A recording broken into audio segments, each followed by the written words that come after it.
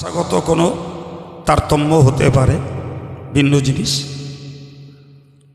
কিন্তু মূলত আজকের সকল বক্তারা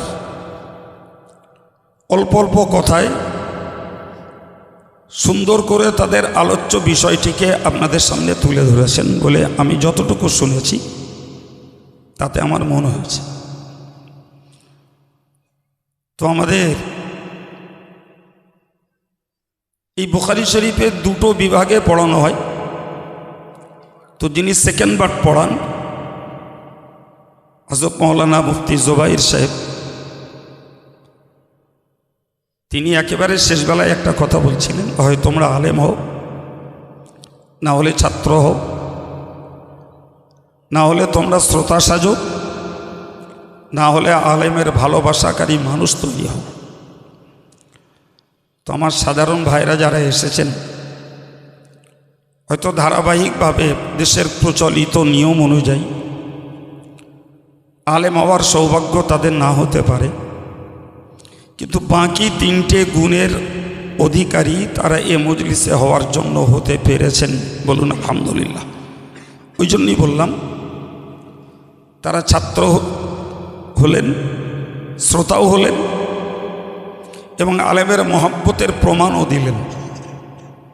আল্লাহ এহেন তিনটি বাস্তবমুখী গুণের বিনিময় আমাদের সকলকে ইলমের সঙ্গে সংযুক্ত থাকার বরকতে আল্লাহ আমাদেরকে নাজাত দেন, বলুন আমিন।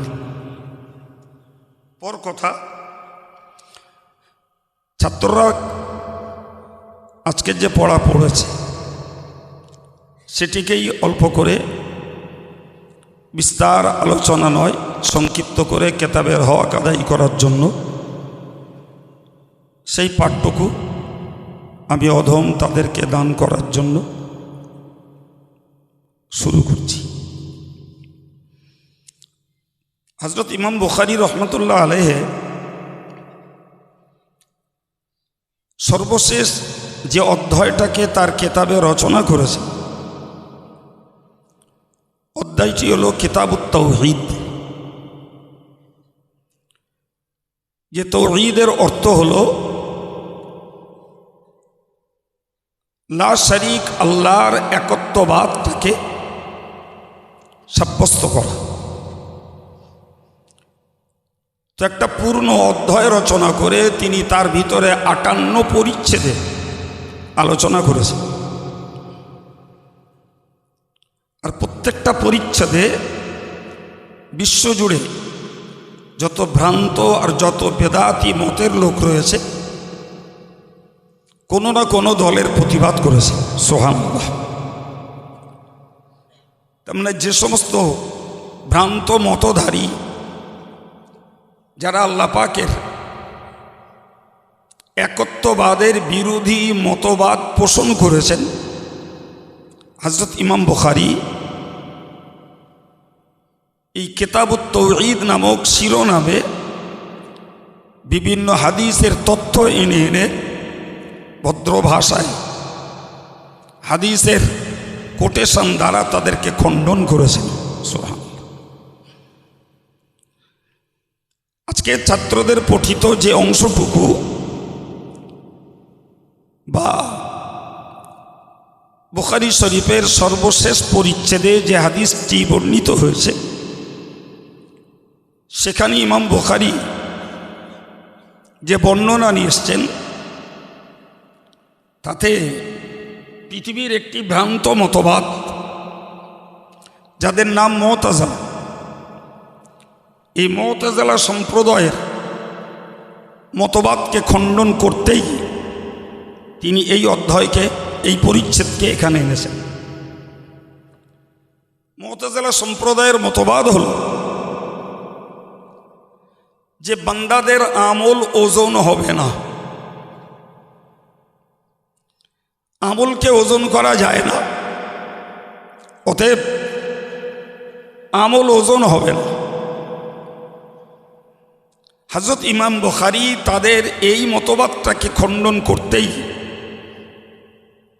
একদিকে পরিচ্ছদ রচনা করে হাদিস নিয়ে এসছেন, সর্বোপরি যে হাদিস থেকে তিনি ওই দলের মতবাদকে খণ্ডন করতে চেয়েছেন, তাদের খণ্ডনে নিয়ে এসছেন তিনি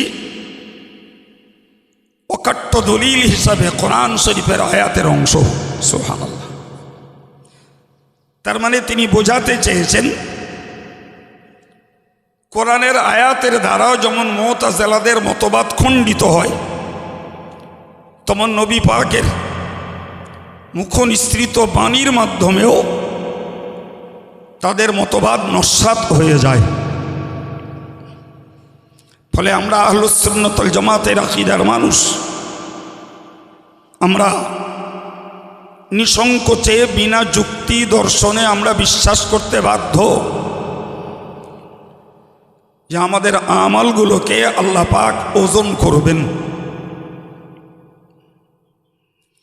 হয় আমলগুলোকে আল্লাহ পাক কোনো রূপ অথবা আকৃতি দান করবেন, সেটাকে পাল্লায় তুলবেন, অথবা আমল যাতে লেখা হয়েছে, আমরা প্রচলিতভাবে বলি আমল নামা। তো নামা শব্দটি ফার্সি, আমল শব্দটি আরবি। তার মানে আমাদের কার্যলিপি, আমাদের কাজ কথার ধারা বিবরণী যে দফতরে লিখিত হয়েছে, ওই দপ্তরটাকেই আল্লাহ পাল্লায় তুলে ওজন করবেন। এটি হলো ওই মুতাজিলা সম্প্রদায়ের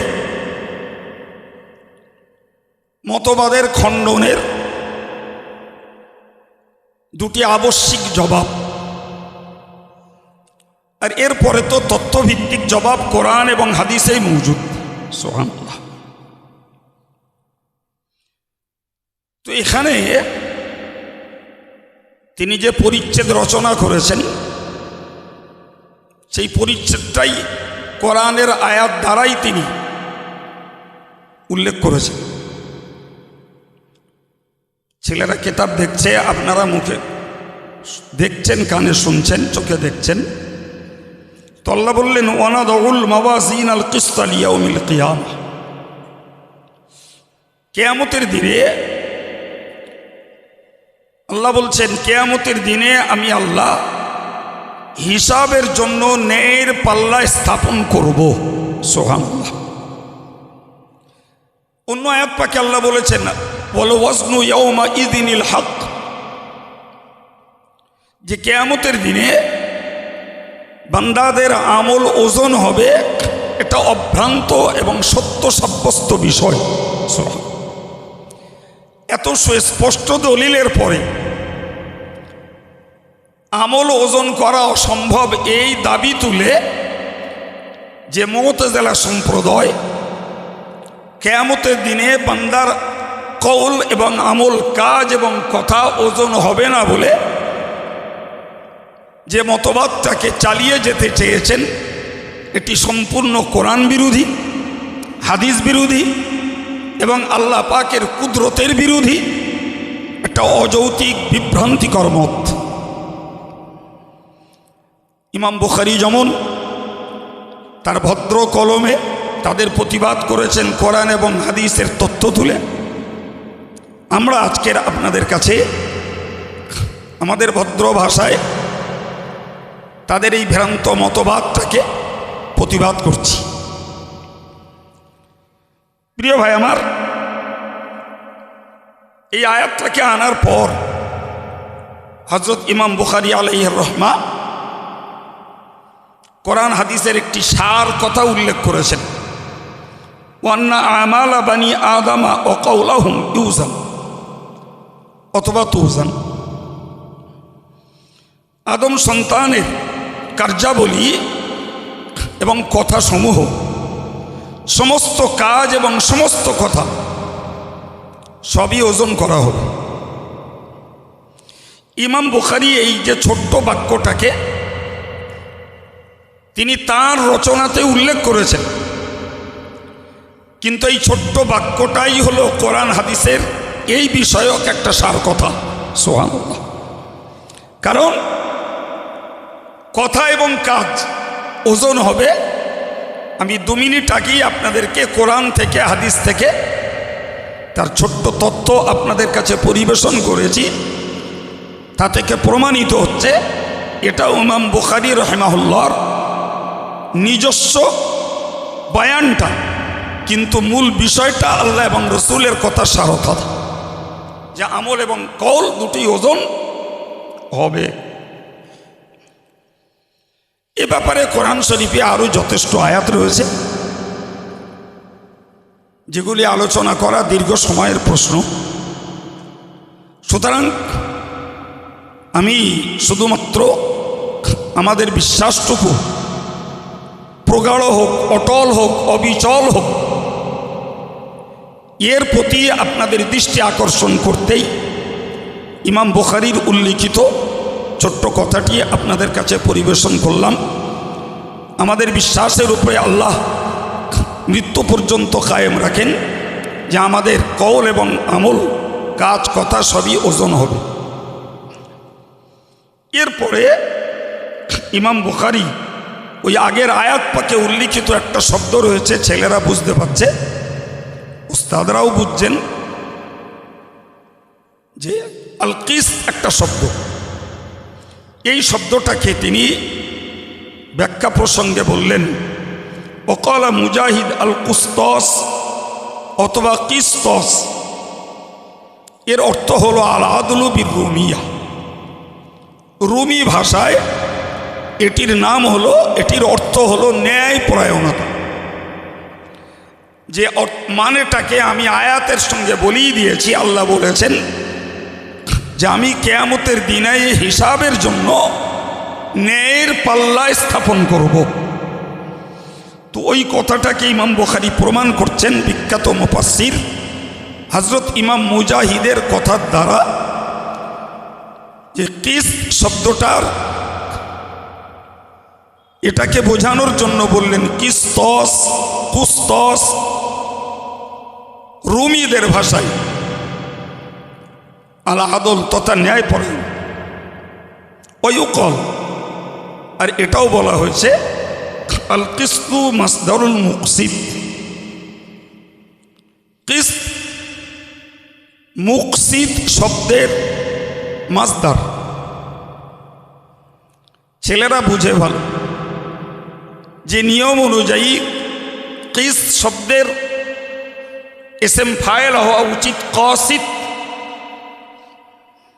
কিন্তু আমরা যেটা মুকসিদ দেখছি এটা তো ভাবে এফাল থেকে। কিন্তু ইমাম বুখারী খেলাফে কিয়াস এই কথাটিকে উল্লেখ করলেন যে মুকসিদ শব্দটি যদিও ইসম ফাইল একটা কর্তৃবাচক শব্দ, তো এর ধাতুগত শব্দ হওয়া উচিত ছিল আল ইকসাদ। কিন্তু ইমাম বুখারী বললেন যে মুকসিদ শব্দটির ধাতুগত শব্দ হলো কিস্ত, যে কথা আল্লাহ কোরআনে জানিয়েছেন ইন্নাল্লাহা ইউহিব্বুল মুকসিতিন।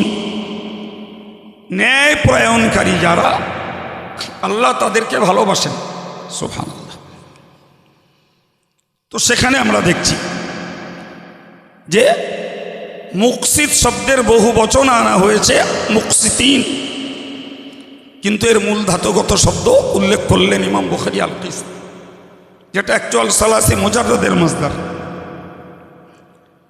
পরে বললেন ওহুয়াল আদিল, মুকসিদ শব্দের অর্থ হলো ন্যায় পরায়ণকারী। এরপরে বলছেন ওয়াম্মাল কাসিদ ফাহুয়াল জাইর। আর কাসিদ শব্দ যেটা সালাসি মুজাররাদ থেকে ইসম ফাইল গ্রহণ করা হয় কসাতা ইয়াকসিতু, তো সেক্ষেত্রে কাসিতের মানে হলো জুলুমকারী, অত্যাচারী, যার দিকে ইঙ্গিত করে আল্লাহ বলেছেন ওয়াম্মাল কাসিতুন ফাকানু লিজাহান্নামা হাতাবা। যারা অত্যাচারী তারা হবে জাহান্নামের জ্বালানি। আলিয়াজ বিল্লাহ। আল্লাহ আমাদেরকে হেফাজত করেন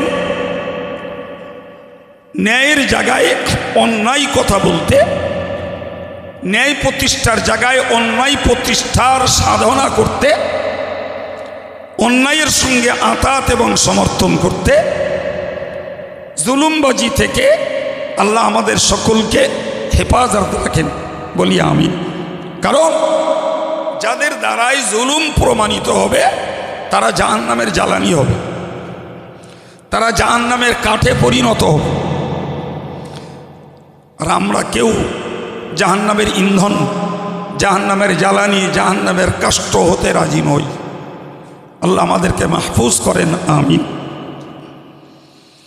এরপরে তোমরা দেখছো হযরত ইমাম বুখারী রাহিমাহুল্লাহ মূল হাদিসটাকে নিয়ে এসছেন। আজকের যে হাদিসটিকে আমরা পড়তে বসেছি, এই হাদিসটি ইমাম বুখারী আলাইহির রহমা এখানে এনেছেন বুখারী শরীফের 1128 এবং 29 পৃষ্ঠায়। ইতিপূর্বে এই একই হাদিস তিনি নিয়ে এসছেন 948 পৃষ্ঠায় হযরত জুহাইর ইবনে হারবের বর্ণনায়, 988 পৃষ্ঠায় এই হাদিসকে নিয়ে এসছেন হযরত কুতাইবা ইবনে সাঈদের বর্ণনায়। এখানে আবার এনেছেন সেই একই হাদিস। এছাড়াও এই হাদিসটি হযরত ইমাম মুসলিম বর্ণনা করেছেন মুসলিম শরীফের 2য় খণ্ড 344 পৃষ্ঠায়। এই হাদিসকে ইমাম তিরমিজি বর্ণনা করেছেন তিরমিজির 2য় খণ্ড 184 পৃষ্ঠায়। এই হাদিসকে ইমাম নাসাই বর্ণনা করেছেন আমালুল ইয়াউমি ওয়াল লাইল এর বর্ণনায়। ইমাম ইবনে মাজাহ বর্ণনা করেছেন সওয়াবুত তাসবিহ পরিচ্ছদে ইবনে মাজাতেও। এখানে ইমাম বুখারী হাদিস নিয়ে এসছেন তার উস্তাদ আহমদ ইবনে আশকাব অথবা ইশকাব, দুটোই পড়া যায়। তোমরা জানো যে ইমাম বুখারী শরীফের নিয়তের যে হাদিসটাকে নিয়ে এসছেন শুরুতে তার উস্তাদ হুমায়দি থেকে, তো মুহাদ্দিসরা এর একটা ইঙ্গিত করেছেন যে হুমায়দি এবং আহমদ যার ধাতুগত শব্দ হলো হাম, তো ইমাম বুখারী যেন ইশারা করেছেন যে শুরুতে এবং শেষে আল্লাহর হামটাই হলো বান্দার একটা নৈতিক আমল। তিনি শুরুতে এনেছেন তার উস্তাদ হুমায়দির বর্ণিত হাদিস, শেষে আনছেন তার উস্তাদ আহমদ ইবনে আশকাবের বর্ণিত হাদিস। তো এ থেকে আমরা যারা সাধারণ ভাই আছি আমরা এটাকেও শিখি। ছেলেরা বুঝে গেছে, আমরা এইটুকু বুঝি যে আমাদের জীবনের প্রত্যেকটি শোভনীয় কাজের শুরুতে এবং শেষে আল্লাহর প্রশংসা থাকা চাই। শুরুতেই যদি আল্লাহর প্রশংসা করি তাতেও আল্লাহর রহমতের দরজা খুলবে, শেষেও যদি আল্লাহর প্রশংসা করি তাতেও আল্লাহ পাকের রহমতের হকদার আমরা হতে পারবো। ইমাম বুখারী এমন দুজন মুহাদ্দিসের ওস্তাদের রিওয়ায়াতকে এনে তিনি আমাদেরকে আল্লাহ পাকের প্রশংসা প্রত্যেকটা শোভনীয় কাজের শুরুতে এবং শেষে করার প্রতি ইঙ্গিত করলেন। পরে বললেন যে আহমদ ইবনে আশকাব বলছেন আমাকে হাদিস বর্ণনা করেছেন মুহাম্মদ ইবনে ফুজাইল। এই মুহাম্মদ ইবনে ফুজাইল ওই 3 জায়গাতে ওস্তাদ আলাদা। ইমাম বুখারীর যিনি ওস্তাদ জুহাইর ইবনে হারব, কুতাইবা ইবনে সাঈদ এবং আহমদ ইবনে আশকাব, কিন্তু এনাদের 3 জনই উপরের ওস্তাদ হলেন মুহাম্মদ ইবনে ফুজাইল। যদিও কিছু কিছু বিতর্কবাদী বলি আর কিল্লাতে মোতালা অর্থাৎ কম অধ্যবসায়ের জন্য বলি অথবা হিংসাত্মকভাবে বলি, হযরত মুহাম্মদ ইবনে ফুজাইলকে শিয়া বলে আখ্যায়িত করেছে। নাউজুবিল্লাহ। কিন্তু হযরত মুহাম্মদ ইবনে ফুজাইল তিনি অন্য মুহাদ্দিসদের কাছে সেকা রাবি বলেও গণ্য হয়েছেন এবং বড় বড় পায়াতাখ্ত মুহাদ্দিস তার থেকে হাদিস বর্ণনাও করেছেন। সুতরাং যারা তাকে শিয়া বলে আখ্যায়িত করেছেন, ইমাম বুখারী তার ওস্তাদ আহমদ ইবনে আশকাব, তার ওস্তাদ জোহের ইবনে হাব, তার ওস্তাদ কুতাইবা ইবনে সাঈদ সবাই তার কাছ থেকে রেওয়ায়েত করেছেন। সুতরাং এত বড় মুহাদ্দিস যার কাছ থেকে হাদিস রেওয়ায়েত করছেন, এক একজন হিংসুটে হোক, অধ্যবসায়ের ঘাটতি হোক, যে কোনো কারণেই তাকে শিয়া বলেছে, আমরা তাদের এই শিয়া মতবাদকে গ্রহণ করব না, বরং তাকে আমরা একজন নির্ভরযোগ্য মুহাদ্দিস হিসাবেই গ্রহণ করব। আন ওমর ইবনুল কাওকা, এরপরে বললেন আন আবি জুরআহ। হযরত আবু জুরআহ একটা কুনিয়াত আমরা বুঝছি, তো মুহাদ্দিসরা ঐতিহাসিকরা তার নাম লিখেছেন হারিম। হযরত আবু জুরআহর নাম হারিম। এরপরে হাদিসটিকে বর্ণনা করছেন হযরত আবু হুরায়রা রাদিয়াল্লাহু আনহু। তো আমরা সবাই জানি হযরত আবু হুরায়রা রাদিয়াল্লাহু আনহু তিনি সাহাবায়ে কিরামদের মধ্যে আহফাজুল হাদিস, হাদিস সংরক্ষণে সর্বাপেক্ষা স্মৃতিশক্তি সম্পন্ন একজন মুহাদ্দিস। মুহাদ্দিসরা বলেছেন তিনি 5374টা হাদিস একলা বর্ণনা করেছেন। সুবহানাল্লাহ বলেন। এত বেশি সংখ্যক হাদিস অন্য মুহাদ্দিস অন্য সাহাবী থেকে বর্ণিত হয়নি। তিনি 7ম হিজরিতে ইসলাম কবুল করেছেন। রাসূলুল্লাহ ইন্তেকাল করেছেন 10ম হিজরিতে। তার মানে বলতে পারা যায়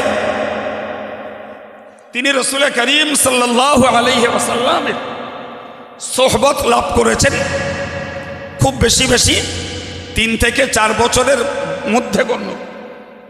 আর এই অল্প সময়ের মধ্যে প্রিয় নবী সাল্লাল্লাহু আলাইহি ওয়াসাল্লামের এই কয়েক হাজার হাদিস তিনি মুখস্থ করেছেন, বর্ণনা করেছেন। শুকরিয়া আল্লাহ, তাম পৃথিবীর মুহাদ্দিসিনে কেরাম এবং ছাত্র সমাজ সেই হাদিসগুলোকে পড়াপড়ি করে তারা ইলমে নবুয়ত লাভ করছেন। সুবহানাল্লাহ। সেই হযরত আবু হুরায়রা ছাত্ররা ভালোই জানেন, জেনে থাকে ইসলাম গ্রহণের পূর্বে তার নাম ছিল আব্দুস শামস অথবা ইবনুস সখর। রাসূল করিম তার নাম দিলেন আব্দুর রহমান। হুরায়রা মানে ছোট্ট বিড়ালের বাচ্চা। হুরায়রা শব্দটির অর্থ হলো ছোট্ট বিড়ালের বাচ্চা।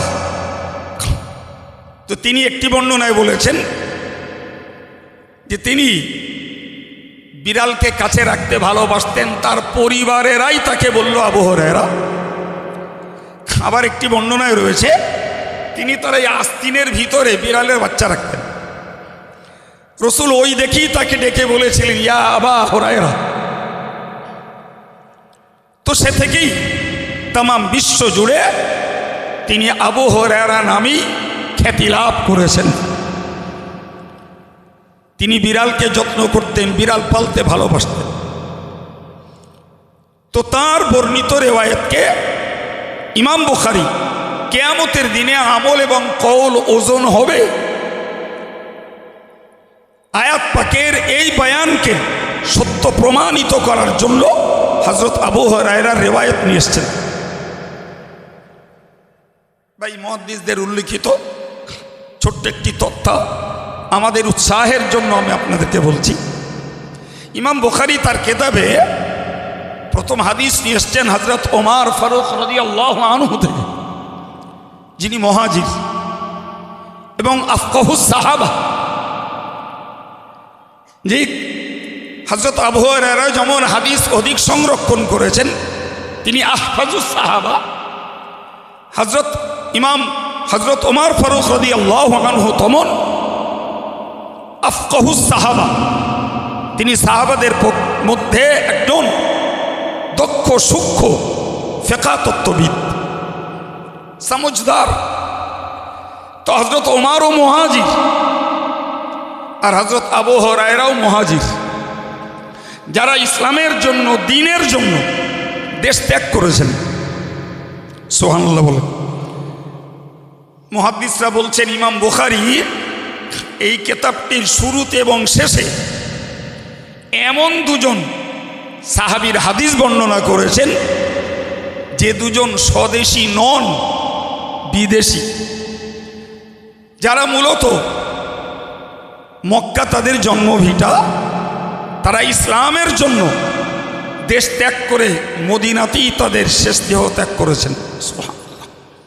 আমরা তো জানি হযরত ওমর ফারুক রাদিয়াল্লাহু আনহুর মাজার মুকদ্দাস রসুল করিম সরকার দো আলমের মাজারেরই ছাদের নিচে, আর হজরত আবু হুরায়রার মাজার মদিনার সুবিখ্যাত কবরস্থান জান্নাতুল বাকিতেই। সুবহানাল্লাহ। সুতরাং তারা ইসলামের জন্য পরিবারের মায়া ছেড়েছেন, দরদ ছেড়েছেন, ইসলামের জন্য তাদের আপনজনের মমতাকে ত্যাগ করেছেন। তবে তারা ইসলামকে নিজেরা ধারণ করেছেন এবং বিশ্বের দরবারে ইসলামটাকে তারা দুর্বার গতিতে ইলমে নবাবির খেদমতের ভিতর দিয়ে পৌঁছে দিয়েছেন।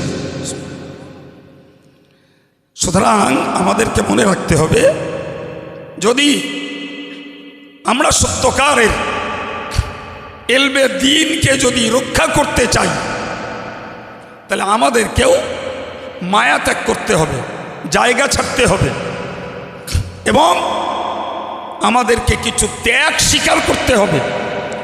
তবে নিজেরাও ইলমে দ্বীন লাভ করতে পারবো এবং অন্যকেও ইলমে দ্বীনে আমরা সমৃদ্ধ করতে পারবো ইনশাআল্লাহ। ভাই, আজকে ছাত্র সমাজ যারা বাপ মা ছেড়ে, ভাই বোন ছেড়ে একটা পিরিয়ড ধরে তারা ইলমি মার্কাজে, ইলম প্রচারের কেন্দ্র মাদ্রাসায় এসে তারা সময় ব্যয় করে, যদিও ছাত্রদের মধ্যে থাকে একটু ঘন বাড়ি যাওয়ার প্রবণতা, একটু ঘন পরিবারের সঙ্গে সম্পর্কের প্রবণতা, বা এই বন্ধন জীবনকে ত্যাগ করে একটু মুক্ত জীবনে যাওয়া। কিন্তু আমি ছাত্রদেরকে বলবো, এই দরসে বুখারীর মজলিস থেকে এই শিক্ষাটাও আজকে নিতে হবে। যারা ইলমে দ্বীনের জন্য যত ওই পিরিয়ডে মায়া ত্যাগ করতে পেরেছে, বন্ধু ত্যাগ করতে পেরেছে, বাপ মাকে ছাড়তে পেরেছে, ভাই বোনকে ছাড়তে পেরেছে এবং নিজের স্বাধীনতাকে ত্যাগ করে ওস্তাদদের বন্ধনে থাকতে পেরেছে, এটা ইসলামের ইতিহাসের তিক্ত পুরস্কার।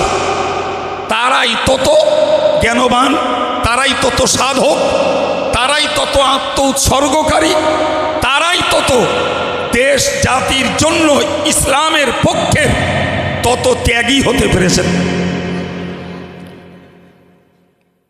যদিও আমি আগেই বলেছি, ছাত্রদের ভিতরে বাড়ির প্রবণতা, বন্ধু বান্ধবদের প্রবণতা, বিভিন্ন আচার অনুষ্ঠানের প্রবণতা বা কিছু চিত্ত বিনোদনের প্রবণতা, মাদ্রাসার বাউন্ডারি থেকে বাইরে যাওয়ার স্বাধীনতা, এগুলো যারা যত ত্যাগ করে স্টুডেন্ট লাইফ, পড়াশুনোর জীবনটাকে যত বদ্ধভাবে ওস্তাদের নিগরানিতে, ওস্তাদের তত্ত্বাবধানে যত সময় যে ব্যয় করতে পেরেছে, তার ইলমের পরিমাণ বাড়বে, তার আমলের ইসলাহ হবে এবং তার ভিতরে তত পরিমাণ দেশ জাতির প্রবণতা, মায়া মোহাব্বত ইসলামের পক্ষে তত বাড়বে।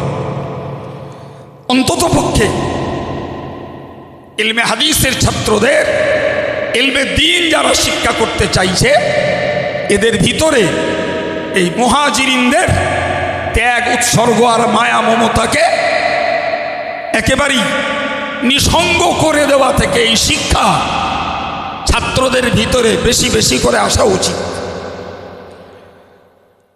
ইলমি মারকাজে আসব, বাড়ির মায়া ছাড়বো না, বাপ মার মায়া ছাড়বো না, ভাই বোনের মায়া ছাড়বো না, জি চিত্ত বিনোদনের মায়া ছাড়বো না, বন্ধু বান্ধবদের মায়া ছাড়বো না, জি বাঁধনের মধ্যে থাকবো না।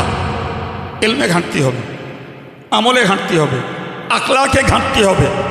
এবং এই জাতীয় ছাত্রদের নিজস্ব স্বার্থ ছাড়া দেশ জাতি এবং অন্য মুসলমানের খিদমতের স্বার্থের প্রবণতা কমে যাবে। অন্তত আজকের দর্শে থেকে আমি পাঠরত সমস্ত ছাত্রদেরকে এই উৎসাহমূলক শিক্ষাটুকু একদম পরিপূর্ণ গ্রহণের জন্য একান্ত নির্দেশ দেব। এটাকে মনে রাখা দরকার।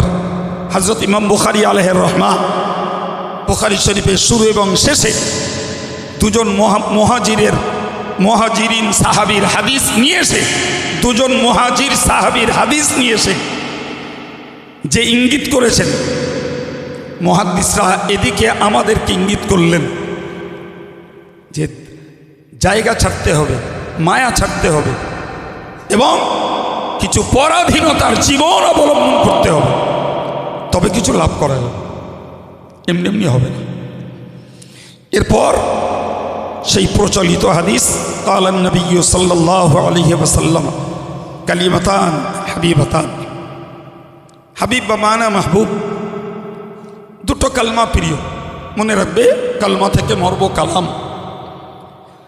আমরা বলি কালেমায়ে তাওহীদ, কালেমায়ে তাইয়্যিবা, অথচ সেটা কালমা নয়, কালাম। আমরা বলি কালেমায়ে শাহাদাত, এটা কালমা নয়, এটা কালাম। খোদা আল্লাহ বলেছেন দরাবাল্লাহু মাসালান কালিমাতান তাইয়্যিবাতান, তো এই কালিমা তাইয়্যিবা বলে আল্লাহ ইঙ্গিত করেছেন তাওহীদের কালিমার দিকেই, অথচ আল্লাহ ব্যবহার করছেন কালমা শব্দ। অথচ আমরা জানি লা ইলাহা ইল্লাল্লাহ, এটা কালমা নয়, এটা কালাম। তো দুটি কালাম আল্লাহর কাছে প্রিয়। এরপরে বললেন কালিমাতানি হাবিবাতানি ইলার রহমান, আল্লাহর কাছে দুটি কালাম প্রিয়। খফিফাতানি আলাল লিসান, এবং জবানে কালাম দুটিকে উচ্চারণ করা খুবই হালকা, খুবই হালকা। এর ভিতরে কঠিন তালাফুজের কোনো হরফ নেই, ফলে কালাম দুটি জবানে পাঠ করা খুব সহজ। এরপরে বললেন সাকিলাতানি ফিল মিজান, কিয়ামতের দিনে যে পাল্লা তো স্থাপন করা হবে, সেই পাল্লাতে এই কালাম দুটি অত্যন্ত ভারী হয়ে যাবে। নেক আমলের পাল্লাকে ভারী করতে এই কালাম দুটি অত্যন্ত ফলদায়ক এবং উপকারী। সুবহানাল্লাহ। তো এই অংশটুকুই হাদিসের অধ্যায়ের সঙ্গে সম্পর্কিত। ছেলেরা জানে যে ইমাম বুখারী সবসময় চেষ্টা করেছেন তারজামাতুল বাবের সঙ্গে হাদিসের মুনাসাবাত অর্থাৎ মিল জুলটাকে দেখানোর জন্য। তো এখানে পরিচ্ছেদে ছিল ওয়ানাদাউল মাওয়াজিন আল কিসত, সেখানে ছিল মিজানের বহু বচন মাওয়াজিন, আর এখানেও হাদিস নিয়ে এসছেন সাকিলাতানি ফিল মিজান। অতএব ইমাম বুখারী রচিত যে অধ্যায় তিনি কোরআনের আয়াত দ্বারা করেছেন, সেখানে মিজান শব্দ রয়েছে আর হাদিসেও মিজান শব্দ রয়েছে। এই দুটির সম্পর্ক মিলজুল তিনি দেখিয়ে দিয়ে বোঝাতে চেয়েছেন যে আমি অধ্যায় রচনা করেছি কিয়ামতের দিনে নেকি আর বদি ওজন করার জন্য পাল্লা স্থাপন হবে, আর হাদিস এসে বলছে তোমরা দুটো কালাম পড়ো, সুবহানাল্লাহি ওয়া বিহামদিহি সুবহানাল্লাহিল আযীম। এই কালাম দুটো কিয়ামতের দিনে ওই সওয়াবের পাল্লাটাকে ভারী করে দেবে। হযরত ইবনে মাজাহ সওয়াবুত তাসবির অধ্যায়ে এই হাদিসটাকে বর্ণনা করে বুঝিয়ে দিতে চেয়েছেন যে একটা তসবিহ পড়লে কত সওয়াব হয়। এই হাদিস তার প্রমাণ। হযরত ইমাম নাসাই আমালুল ইয়াউমি ওয়াল লাইলা এই অধ্যায়ে এই হাদিসটাকে এনে দিয়ে তিনি বুঝিয়ে দিতে চেয়েছেন যে রাত দিন এই হাদিসকে বান্দাদের মুমিন মুসলমানদের আমল করা উচিত। সুবহানাল্লাহ। ভাই ইমাম তিরমিজি কিতাবুদ দাওয়াতে এই হাদিসকে এনে বুঝিয়ে দিতে চেয়েছেন যে তোমরা দোয়া করো তো আল্লাহর কাছে সওয়াবের জন্য। সে সওয়াব বৃদ্ধির একটি দোয়া হলো সুবহানাল্লাহি ওয়া বিহামদিহি সুবহানাল্লাহিল আযীম। আমরা প্রতি বছর এই হাদিস শুনে থাকি, কিন্তু আমার আজও মনে হয় যে এখনো আমরা দরসে বুখারীর মজলিসে বসা ছাত্র বলি আর ওলামা বলি আর আওয়ামুন নাস সাধারণ ভাইদের কথা বলি, এখনো আমরা শতভাগ 100% 100% মানুষ এ আমলকে আমাদের জীবনে ধরে রাখতে বোধহয় এখনো অভ্যস্ত হইনি। খুব ভুল বললাম মনে হচ্ছে, ইল্লা মাশাআল্লাহ দুই একজনের কথা আলাদা। ভাই বিরাট সম্মানিত খেদমতের জায়গাতেও আমি একেবারে লো স্ট্যান্ডার্ড একটা কথা আপনাদের কাছে বলছি।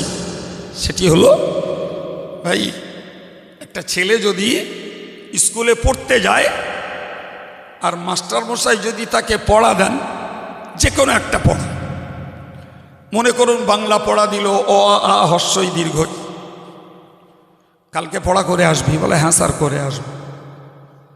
ছেলেটা পরদিন এসে পড়া দিচ্ছে, বলছে আ দীর্ঘই, বলে পড়া হয়নি তো, স্যার আজ আবার বলে দেন। তো স্যার আজকে আবার বলে দিলেন। পরদিন এসে পড়া দিচ্ছে অ হস্যই দীর্ঘই আ, বলে আজও হয়নি, বলে স্যার আজ আবার বলে দেন। তো স্যার আজও বলে দিল। আচ্ছা বলবেন কি, কোনো ছাত্র যদি ধারাবাহিক পড়া না করে তো ওই মাস্টারমশাই তাকে কি খুশির সঙ্গে নতুন পড়া দেয় বলে মনে হয়? ঠিক বলছেন? হ্যাঁ। আচ্ছা কোনো ছাত্র প্রতিদিন একদম টু দি পয়েন্ট ওস্তাদের পড়ার হক আদায় করে দেয়, এরকম কোনো পাগল মাস্টার দেখেছেন যে ছাত্র ভালো পড়া করে অথচ প্রতিদিন এক পড়া দেয়? বলেন বলেন বলেন। হ্যাঁ, তাহলে নতুন পড়া নিতে গেলে পুরাতন পড়া করা লাগবে। হ্যাঁ না বলেন? আর পুরাতন পড়া যদি ঠিকঠাক না করি তাহলে নতুন পড়া নিতেই হবে, কিচ্ছু করার নেই। ভুল বললো মনে হচ্ছে? হ্যাঁ। তো আমরা এই কিছু ছাত্র আছি এ পড়া পুরাতন হয়ে গেছে, তাও এখনো পড়া ঠিক করতে পারিনি। আর কিছু ছাত্র তো আছেই যারা নতুন। তার মানে কি, এ পড়া আমাদের প্রতি বছর নেওয়া লাগবে। এই কথা বুঝতে পেরেছেন না পারেননি? এ পড়া প্রতি বছরই দরসে বুখারীর মজলিসে বসে নেওয়া লাগবে। কি বলছেন আপনারা, নেবেন না নেবেন না? হ্যাঁ না বলেন? তাহলে আমরা যারা পুরাতন ছাত্র, আমাদেরকে এ পড়া দৈনিক জীবনে আমলে পরিণত করে মুহাদ্দিস সাহেবের কাছে না, আল্লাহর কাছে প্রমাণ দিতে হবে, আল্লাহ তোমার নবী যে পড়া দিয়েছেন আলহামদুলিল্লাহ আমরা সে পড়া করছি। ঠিক কিনা বলেন? আর যারা নতুন ছাত্র বছরে বছরে আসবো, তাদেরকে আমাদের নিয়ত পোক্তা করতে হবে যে রাসূলুল্লাহ যে পড়া আমাদেরকে দিয়েছেন আমরা প্রতিদিন রাতে দিনে সুবহানাল্লাহি ওয়া বিহামদিহি সুবহানাল্লাহিল আযীম এ পড়া আমরা প্রতিদিন দিনে রাতে এ পড়া আমরা করব। বলুন ইনশাআল্লাহ। পড়া করব মানে এ আমল আমরা আমাদের জীবনে অভ্রান্ত এবং উদাসীনতার ছাড়াই এ আমলকে আমরা কায়েম রাখবো। বলুন ইনশাআল্লাহ। বারাকাল্লাহু লানা বিল কুরআনিল আযীম ফিল হাদিসিশ শরীফ ওয়া নাফা'না ওয়া ইয়্যাকুম বিল আয়াতি ওয়াল হাদিসিশ শরীফ। আমিন ইয়া রাব্বাল আলামিন। আসসালামু আলাইকুম।